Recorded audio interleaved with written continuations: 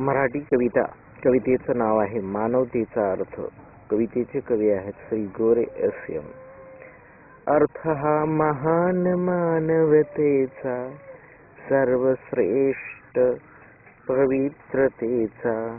अर्थ हो माणुसकीचा, मानवतेतील श्रेष्ठ गुणांचा. परिविचार नाही मनांचा, अभाव मात्र माणुसकीचा. माणूस बनला दुर्गुणांचा, वाईट विचारी भावनेचा. ना अर्थ उरे मानवात मानवतेचा. सर्व झाला तो दानवतेचा, नसती ते मानव असती दानव.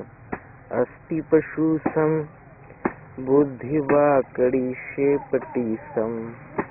मानवासी पाझर फुटला लोभाचा, लोभ तिथे कमी पडेल पशु कुत्र्याचा.